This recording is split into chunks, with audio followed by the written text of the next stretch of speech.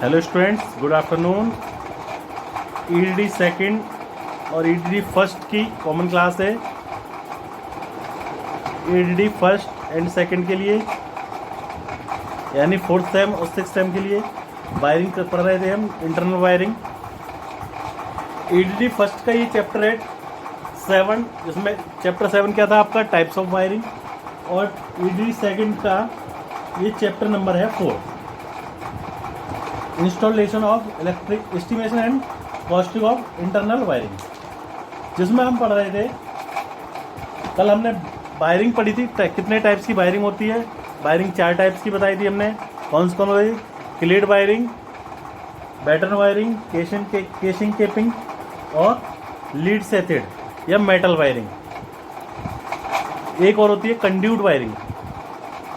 ठीक है, तो आज हम पढ़ेंगे selection of types of wiring.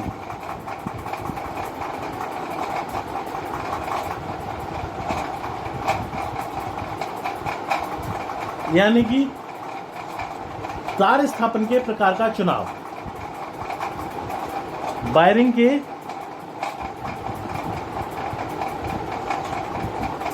प्रकार का चुनाव, किस तरह की वायरिंग का हमें चुनाव करना चाहिए वो आज हम पढ़ेंगे। कौन कौन से फैक्टर्स हैं जिनको हमें ध्यान रखना चाहिए वायरिंग करते समय। जैसे हमें वायरिंग करने के लिए सबसे पहला फैक्टर है ड्यूरेबिलिटी। ड्यूरेबिलिटी को हिंदी में क्या कहते हैं? टिकाऊपन।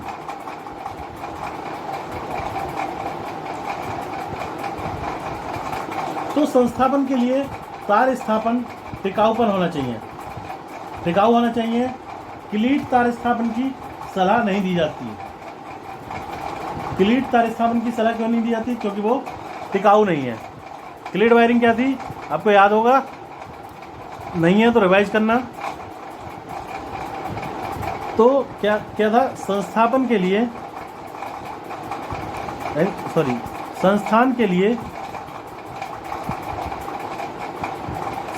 के लिए तार स्थापन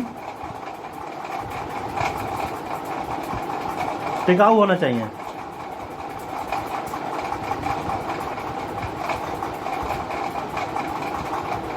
इसलिए क्लीट वायरिंग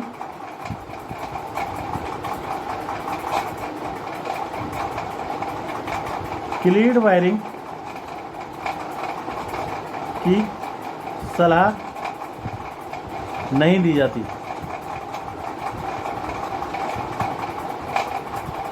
कोई बच्चा बताएगा क्लीट वायरिंग क्या थी? क्लीट वायरिंग क्या थी?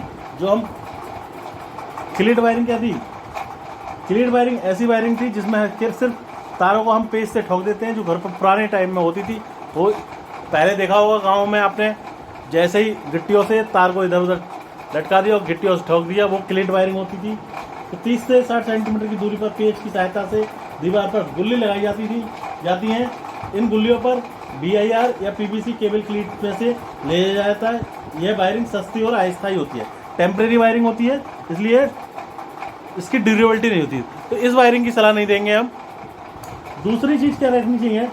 वुडन केसिंग कैपिंग, सेफ्टी यानी सुरक्षा। दूसरी चीज़ क्या देखनी चाहिए? सुरक्षा की दृष्टि से ऐसी वायरिंग हो जिसमें ऐसा ना हो कोई बंदा कहीं टच कर जाए वायर को और वो खतरा हो जाए, खतरनाक या कोई इंसिडेंट हो जाए। तो किसी संस्थान में सबसे बड़ा खतरा आग का रहता है। सबसे बड़ा खतरा किस चीज़ का रहता है? आग का रहता है, जिससे जान माल का नुकसान भी हो सकता है। ऐसी दृष्टि से तार स्थापन के प्रकार का चुनाव करते समय यह देखना अति आवश्यक है कि संस्थान में आग का खतरा ना हो। आग का खतरा तो नहीं है, अतः कंसील्ड भाग नली तार स्थापन को प्राथमिकता देते हैं। कौन सी वायरिंग को? कंसील्ड भाग नली यानी कंड्यूट वायरिंग को। कंसील्ड भाग नली कौन सी, किसका प्रकार है? कंड्यूट का प्रकार है। तो किसी संस्थान में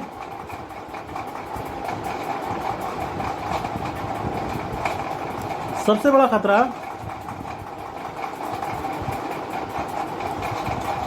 आग का रहता है,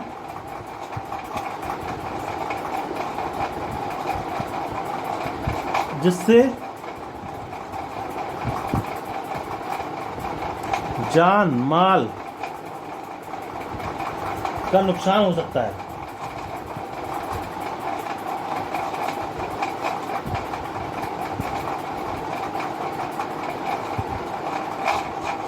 ऐसी दृष्टि से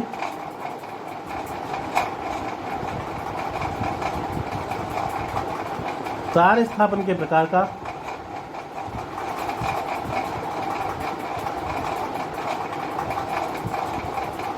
चुनाव करते समय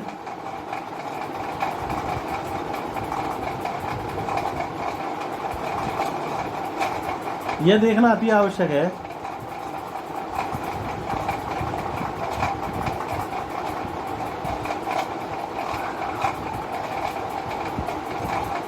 कि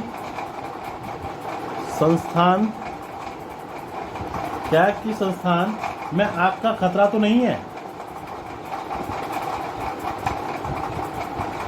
आग का खतरा तो नहीं है, अतः कंसील्ड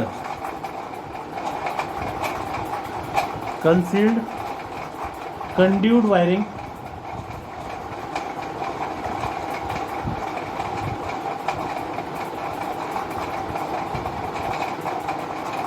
को प्राथमिकता दी जाती है। ऐसी जगह किसको दी जाती है? Concealed conduit wiring. Concealed conduit wiring किसे कहते हैं? ऐसी वायरिंग जो दीवारों के अंदर हो।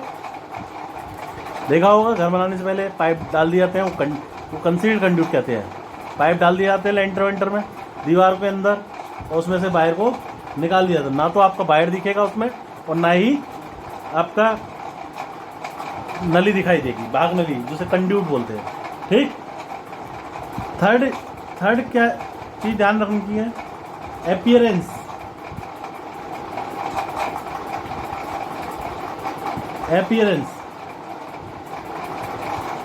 अपीयरेंस को हिंदी में बोलते हैं दर्शनीयता। अपीयरेंस को हिंदी में बोलते हैं दर्शनीयता। तो तार स्थापन करने के लिए तार स्थापन में ऐसा होना चाहिए, वायरिंग हमारी ऐसी होनी चाहिए जो देखने में सुंदर लगे। इस बात का भी ध्यान जरूर रखना चाहिए कि हमें देखने में सुंदर लगे। ऐसी जगह क्लीट या केसिंग केपिंग वायरिंग नहीं की जाती। पीवीसी केबल या छिपी भाग नली, इसे बोलते हैं छिपी भाग नली, यानी कंसील्ड कंड्यूट वायरिंग की जानी चाहिए। तार स्थापन यानी वायरिंग देखने में सुंदर लगे, इस बात का भी ध्यान रखना चाहिए।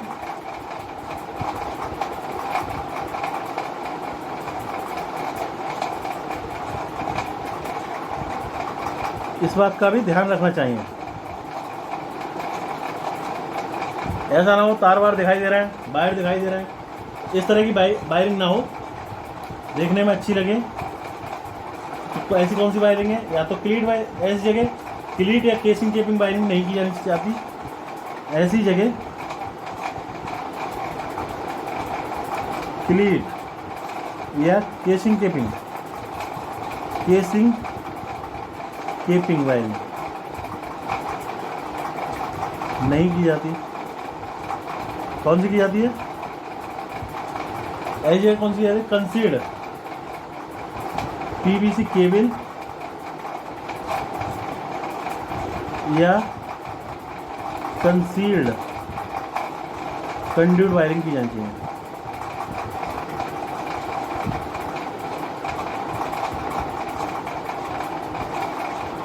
ठीक। तो ये 3 पॉइंट थे। एक तो ड्यूरेबिलिटी होनी चाहिए, और आपकी सेफ्टी होनी चाहिए, अपीयरेंस होनी चाहिए, और भी फैक्टर्स हो सकते हैं जैसे कॉस्ट। जैसे अगला है कॉस्ट भी हमारी इतनी ना हो, ज़्यादा कॉस्ट भी नहीं होनी चाहिए। कॉस्ट को हिंदी में कहते हैं लागत।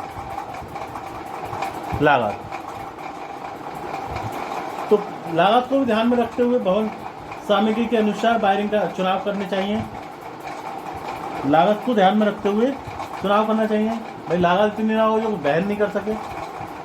यदि महंगा लगता है तो बेटर वायरिंग करनी चाहिए। अगर आपको महंगी लग रही है तो कौन सी वायरिंग करनी चाहिए? Better wiring. तथा सार्वजनिक भवनों में भागनली तार स्थापन को प्राथमिकता देनी चाहिए। भागनली तार स्थापन, भागनली मतलब कौन सी? कंड्यूट वायरिंग को। कंड्यूट वायरिंग तार स्थापन अच्छी परंतु महंगी होती है। कंड्यूट क्या है? अच्छी होती है परंतु महंगी होती है। अगर आपको महंगी लग रही है तो कौन सी लगानी चाहिए? आपको कौन सी वायरिंग का यूज करना चाहिए? तो बेटर वायरिंग का यूज करना चाहिए। ठीक, तो ये था आपका लागत को ध्यान में रखते हुए, लागत को ध्यान में रखते हुए भवन सामग्री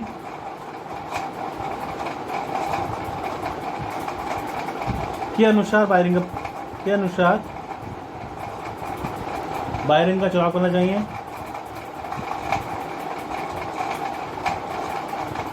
वायरिंग का चुनाव करना चाहिए। लागत को ध्यान में रखते हुए भवन सामग्री के अनुसार वायरिंग का चुनाव करना चाहिए। अगर आपको यदि महंगा लगता है,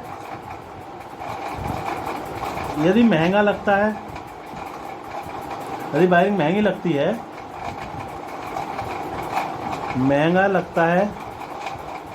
तो कौन सी वायरिंग? तो बेटर वायरिंग करनी चाहिए। तो बेटर वायरिंग करनी चाहिए।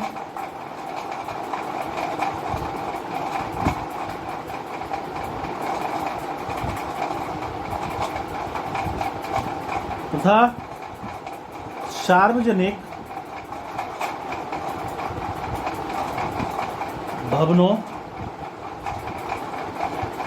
भवनों में कंड्यूट वायरिंग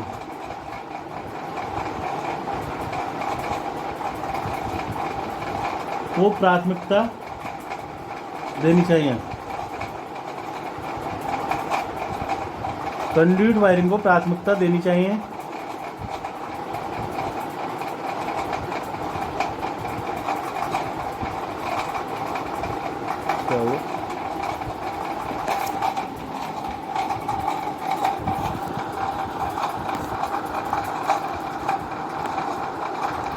कंड्यूट वायरिंग को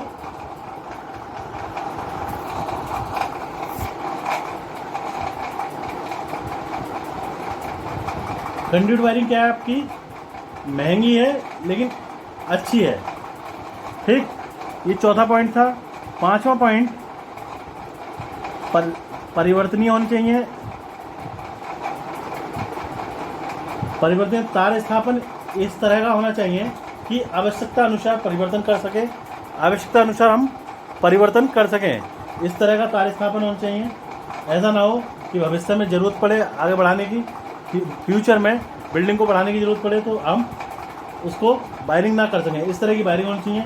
नेक्स्ट आता है रख रखाव यानी मेंटेनेंस। तो रख रखाव सरल हो और न्यूनतम व्यय वाला हो, कम व्यय वाला हो, इस तरह का रख रखाव होना चाहिए। और 7 पॉइंट है आपका विद्युत बिंदु की जगह। विद्युत बिंदु की जगह यानी लोकेशन ऑफ इलेक्ट्रिक पॉइंट्स। भवन में विद्युत बिंदुओं की जगह ऐसी होनी चाहिए कि बिंदुओं तक आसानी से पहुंचा जा सके। तो ये 7 पॉइंट से किसके types of selection of types of wiring का चुनाव करते समय हमें इन 7 चीज़ों को ध्यान में रखनी चाहिए। पहला क्या है? ड्यूरेबिलिटी। दूसरा सेफ्टी। नेक्स्ट दर्शनीयता, लागत और रखरखाव और विद्युत बिंदुओं की जगह, location of electric points, maintenance, accessibility. ठीक है, तो ये 7 पॉइंट थे, इनको याद कर लो, इम्पोर्टेंट है। ये EDD फर्स्ट और सेकंड के दोनों के लिए कॉमन क्लास है। ठीक है, नेक्स्ट इसके बाद हम पढ़ाएंगे कंड्यूट वायरिंग की एसेसरीज, क्या होती है, कौन कौन सी एसेसरीज होती हैं कंड्यूट वायरिंग में यूज करने के लिए। सबसे ज़्यादा इंपॉर्टेंट कौन सी है, कंड्यूट वायरिंग ही है। कंड्यूट वायरिंग सबसे ज़्यादा इंपॉर्टेंट है, और दूसरी बैटन वायरिंग। ठीक है, थैंक यू क्लास।